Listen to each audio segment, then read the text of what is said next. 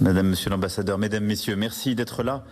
Je vais dire quelques Ambassadors, ladies and gentlemen, thank you very much. questions. Il était important en effet que l'Alliance célèbre ses 75 ans ici à Washington et je veux avant toute chose remercier le président Biden pour la parfaite organisation du sommet et sa généreuse hospitalité comme la conduite efficace des débats. Je veux aussi remercier le secrétaire général Jens Stoltenberg qui a ici tenu son dernier sommet après 10 années comme secrétaire général de l'OTAN. Je remercie pour sa compétence, sa loyauté et tout particulièrement les dernières années. Notre alliance continue de jouer un rôle fondamental dans la défense collective de la zone euro-atlantique, une alliance à laquelle la France est attachée, où elle prend toute sa place, avec son engagement reconnu et sa voix singulière. Le contexte appelle évidemment à une gravité particulière, le retour de la guerre sur le continent européen, la situation au Proche-Orient et la tension de grands équilibres géopolitiques. Pour tout cela, l'Alliance doit continuer de démontrer sa pertinence et la France d'y faire entendre une voix forte.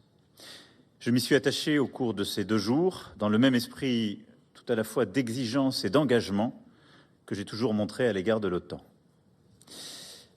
Nous avons pu ainsi avoir plusieurs séquences, la réunion du Conseil de l'Atlantique Nord entre alliés, la réunion avec les partenaires européens et Asie-Pacifique, le Conseil OTAN-Ukraine, dont nous avions décidé la création l'année dernière à Vilnius, et enfin la cérémonie pour les accords bilatéraux avec l'Ukraine.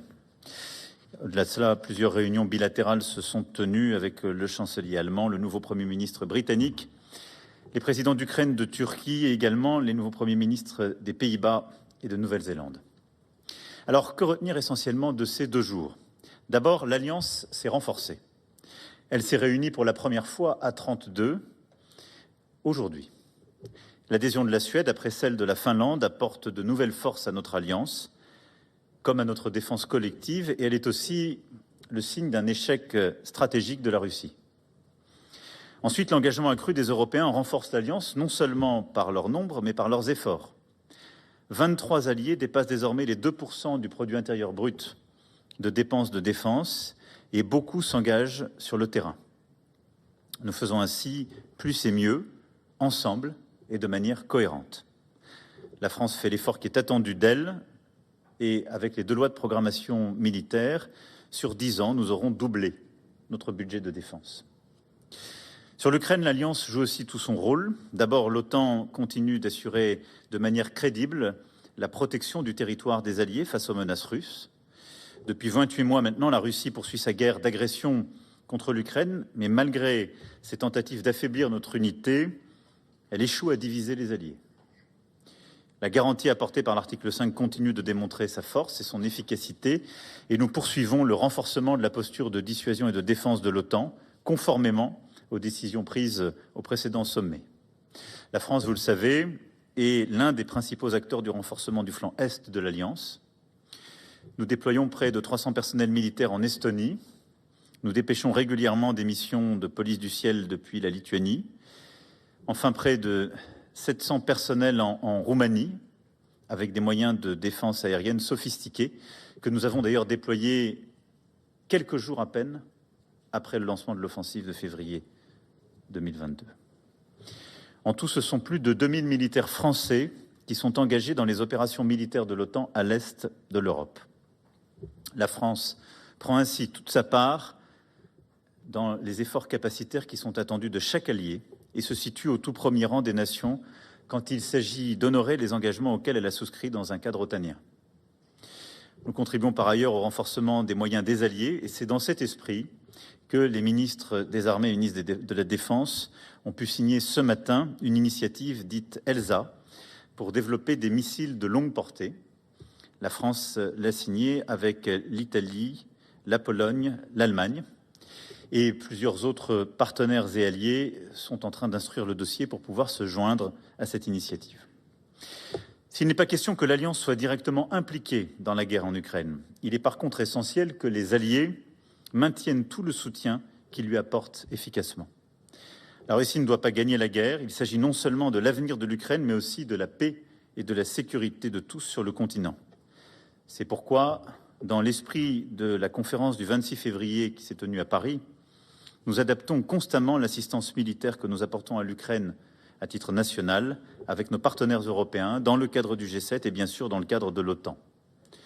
Notre soutien continue de faire la différence et doit permettre à l'Ukraine de répondre aux attaques russes.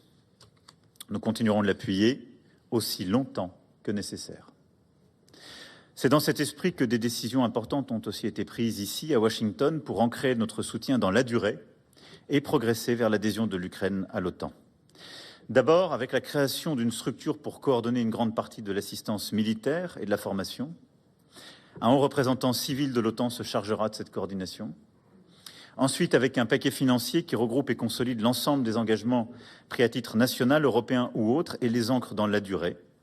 C'est dans cet esprit qu'ont d'ailleurs été mis en valeur ce soir dans une cérémonie les arrangements bilatéraux de sécurité signés avec l'Ukraine, comme celui que nous avons signé pour ce qui est de la France en février dernier. Enfin, avec un langage clair sur l'adhésion de l'Ukraine à l'OTAN, perspective nécessaire pour consolider sa position vis-à-vis de la Russie et aussi pour garantir le retour à la paix et à la sécurité sur le continent européen. C'est l'ancrage euro-atlantique irréversible de l'Ukraine qui est ainsi marqué. Dernier point, l'OTAN est une alliance qui s'insère et trouve une place maîtrisée dans un monde géopolitique plus vaste, comme l'a montré la discussion entre justement les partenaires européens et indo-pacifiques ce matin. L'imbrication croissante des questions de sécurité mondiale légitime une discussion sur la zone indo-pacifique à l'OTAN, à l'heure où la Russie s'allie à la Corée du Nord pour frapper l'Ukraine et où le caractère hybride des menaces justifie que celles et ceux qui défendent le droit international, luttent contre un impérialisme contemporain, décident de faire de cette alliance et de ces partenariats un moyen de faire respecter justement le droit et la paix. Il est temps pour tous les pays de la région de tirer les conséquences en termes de transfert d'armes, de matériel sensible à l'Ukraine à cet égard et de n'accepter aucun contournement de nos décisions. Pour autant, et j'ai pu le rappeler ce matin, il ne s'agit nullement de rentrer dans une logique de bloc. Et l'OTAN a une vocation qui est claire dans son titre même et dont la géographie est précisée. Et donc il nous faut bâtir des partenariats nouveaux, des coopérations. C'est ce qui permet d'obtenir, par exemple, des membres asiatiques indo-pacifiques qui étaient présents, un soutien sans faille à l'Ukraine à nos côtés, ce qui a beaucoup de valeur, ce qui nous permet de développer des actions coordonnées en matière de cyber, en matière d'intelligence artificielle, mais en aucun cas de faire de l'OTAN une alliance de défense qui aurait à se déployer en Indo-Pacifique. De même, nous devons aussi répondre vigoureusement au procès qui nous est parfois fait de double standard. Certains nous reprochent parfois de nous préoccuper nettement moins de Gaza que de l'Ukraine, et ce reproche porte à tous un préjudice profond. Nous devons démontrer qu'il est infondé, je le redis ici, il est urgent de parvenir à un cessez-le-feu à Gaza, de libérer les otages et de mettre en place la désescalade qui est indispensable pour prévenir l'extension de la guerre au Liban. La France ne ménagera aucun effort en ce sens et nous serons appelés à prendre des initiatives prochainement. Enfin, le moment est venu de faire une place beaucoup plus grande à l'Union européenne et aux piliers européens de l'Alliance. Les Européens sont au rendez-vous de leurs responsabilités et c'est une transformation majeure des dernières années. Et ils doivent encore faire davantage. Ils doivent le faire avec leurs ressources, de manière coordonnée, en développant leurs instruments, leurs bases industrielles, en changeant d'échelle, en standardisant entre eux, en achetant chez eux. Et je crois que l'une des révolutions qu'on a vues à l'œuvre, qui avait commencé un peu avant 2022, mais qui s'est accélérée ces années, qui s'est aussi appuyée sur ce que nous avons nous-mêmes promu depuis 7 ans au sein de l'Union européenne, est une révolution copernicienne dans la manière d'appréhender justement les complémentarités au sein de l'OTAN.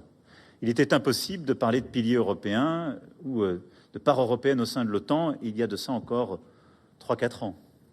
Je rappelle que c'est à Rome, dans la déclaration que nous avions co-signée en 2021 avec le président Biden, que ce pilier européen était reconnu. Il est maintenant pleinement intégré dans le langage courant de l'OTAN et assumé par les Européens. Pour toutes ces raisons, ayant remercié et félicité le secrétaire général sortant Jens Stoltenberg, je me félicite de la nomination à la tête de l'OTAN de Mark Rutte, Européen convaincu qui sait l'importance du lien transatlantique collègues exemplaires dont l'expérience nous sera précieuse au moment même où l'alliance est plus nécessaire que jamais. Voilà les quelques mots que je souhaitais prononcer en conclusion et pour rendre compte de ce sommet et des rendez-vous qui se sont tenus en marge. Je vais maintenant répondre à vos questions.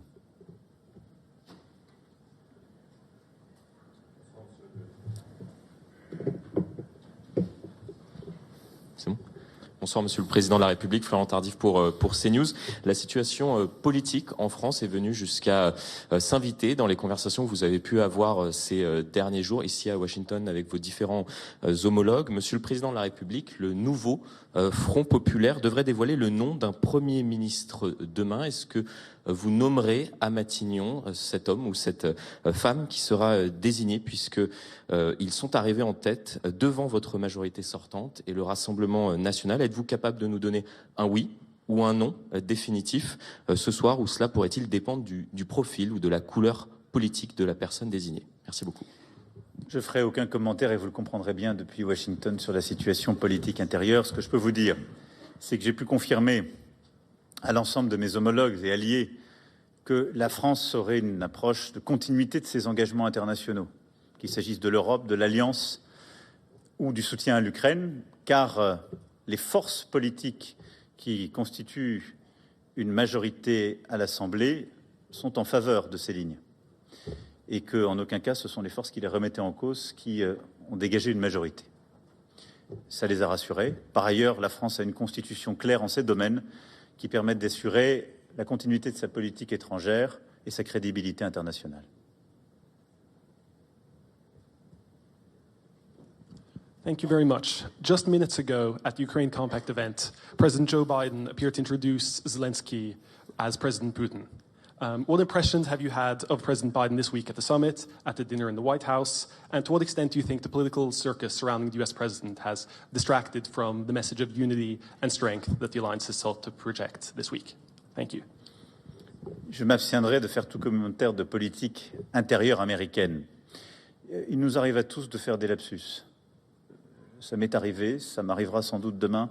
Je vous demanderai la même indulgence qu'il faut avoir entre personnes bienveillantes. Maintenant, j'ai pu discuter avec le président Biden longuement hier lors du dîner. J'ai pu aussi l'écouter échanger en marge des rendez-vous. J'ai vu comme à chaque fois un président qui est aux affaires, en charge, précis sur les dossiers, qu'il connaît bien, un homme expérimenté, parce qu'il est sans doute autour de la table l'un de ceux qui a le plus de profondeur de champ sur ces sujets internationaux et dont la solidité en tant qu'allié, sa connaissance et son attachement à l'Europe sont exemplaires. Et je dois vous le dire, la France, l'Europe, l'Ukraine ont beaucoup de chance d'avoir une administration, un président engagé comme il l'est. C'est le plus important pour moi. Et la discussion que nous avons eue hier était une discussion précise, amicale, professionnelle et pleinement rassurante à tous égards sur l'engagement américain, sa force et sa continuité. Bonjour Monsieur le Président, Thomas Després pour RTL. Hier, vous avez échangé avec le chancelier Olaf Scholz. Vous avez évoqué cette question des coalitions. Ce matin, il s'est dit optimiste quant à la capacité des leaders français de discuter. Est-ce que vous êtes optimiste? Qu'est-ce que vous diriez du calendrier, de la date limite que vous attendez pour nommer ce nouveau gouvernement? Et que se passera-t-il s'ils ne parviennent pas à se mettre d'accord dans les prochains jours? Alors, je ne voudrais pas que vous vous sentiez obligé de ne poser aucune question sur l'OTAN, la défense, la guerre, l'Ukraine, etc. Vraiment, ne vous sentez pas réfréné. Mais comme je viens de le dire à votre collègue, je ne ferai aucun commentaire de politique intérieure.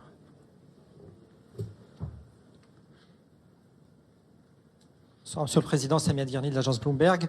Quand vous voyez Viktor Orban en Chine, en Russie, avec Trump, est-ce que vous ne craignez pas qu'au bout d'un moment, ça puisse compromettre la sécurité des Européens? Est-ce que vous en avez parlé avec vos alliés? Est-ce que vous en avez parlé avec Viktor Orban lui-même? Merci. Oui, j'en ai parlé avec Viktor Orban, avec qui j'ai des discussions régulières.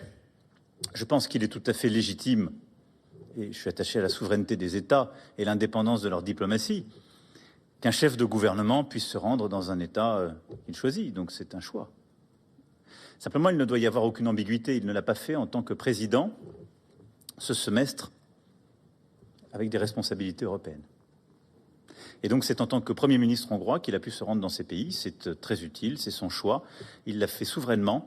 Mais en faisant ces visites, il ne nous a en rien engagés parce qu'il ne nous a en rien informés au préalable et n'a reçu aucun mandat. C'est tout.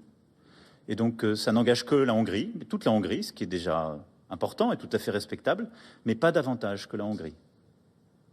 Pour le reste, l'Europe est unie, elle est claire, l'OTAN aussi.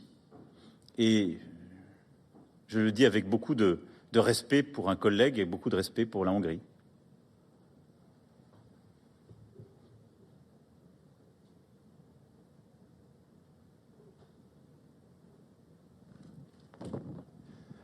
Bonsoir, Philippe Ricard pour Le Monde. Vous avez dit que vous aviez senti le besoin de rassurer vos homologues. En quoi les avez-vous sentis inquiets, en fait, sur la situation intérieure française? En quoi les avez-vous sentis inquiets?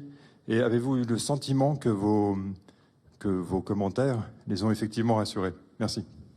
Non, je ne l'ai pas du tout senti inquiet, mes homologues. Je pense que j'en ai senti beaucoup soulagés, parce qu'ils avaient compris que le risque d'avoir une formation politique qui remettait en cause la présence dans le commandement intégré de l'OTAN, qui questionne pour une autre notre dissuasion, qui remettent en cause profondément l'aide à l'Ukraine, était de nature à pouvoir compliquer les décisions que nous avions prises, même si là aussi notre Constitution est claire. Donc il n'y a pas eu d'autres commentaires, comme je vous le dis.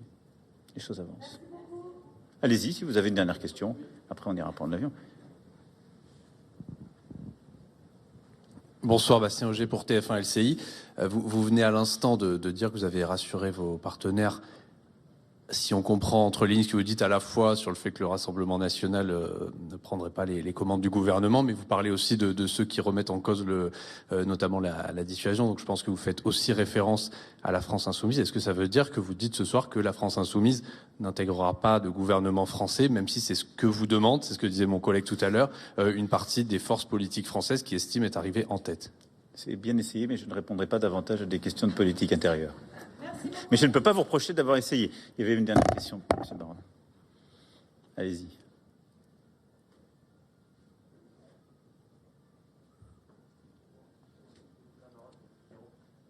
Le communiqué de l'Alliance pointe l'alignement des régimes autoritaires, Russie, Chine, Corée du Nord, Iran. Comment est-ce que l'OTAN doit s'adapter à cette nouvelle configuration avec la Russie et la Chine qui coopèrent et qui défient l'Occident? Merci. C'est un peu ce que j'évoquais tout à l'heure et que nous avons partagé en effet ce matin avec nos partenaires indo-pacifiques. C'est un état de fait qu'il y a aujourd'hui des coopérations dans le contexte ukrainien qui se créent. D'abord entre la Russie et la Corée du Nord, avec des accords réciproques et des vrais partenariats capacitaires. Ensuite avec l'Iran, sur la question des drones, et ils sont perceptibles et c'est traçable sur le théâtre ukrainien. Et donc deux puissances proliférantes et qui ont des comportements aujourd'hui internationaux qui sont inquiétants. Et ensuite, la question de la Chine doit être qualifiée avec précision. Il est apparu, et nous avons identifié, partagé y compris avec les Chinois, le fait que plusieurs éléments technologiques ou matériaux duaux étaient utilisés sur le théâtre ukrainien, ce qui est différent de livrer des armes ou d'avoir une coopération militaire établie. Et donc il y a des éléments de clarification qui sont à faire. Mais vous voyez bien que la situation, en particulier ces derniers mois, a en effet créé des coopérations directes ou indirectes qui, de fait, sont à prendre en compte quand on regarde la sécurité de notre continent. Et donc c'est à ce titre qu'il est fait référence à cela. Ensuite, pour ce qui est de la Chine, je l'ai dit, nous avons la nécessité de répondre aux défis qui sont les nôtres, pour notre sécurité collective, pour l'Indo-Pacifique. C'est d'ailleurs le cœur de notre stratégie qui a été énoncée dès 2018 et qui a été annoncée en européen en 2020, mais jamais sans rentrer dans la logique, jamais en entrant, dans la logique de bloc. Voilà, c'est le sens des qualifications et des conclusions que nous avons pu écrire. Donc il y a une grande vigilance sur ces sujets. C'est la manifestation aussi du fait que plusieurs puissances qui sont membres de l'OTAN les regardent avec détermination, vigilance, et dans les cadres appropriés, que ce soit les Nations Unies ou que ce soit les formats ad hoc, nous continuerons de mener justement les initiatives qui conviennent pour réduire ces coopérations, empêcher les proliférations et autres.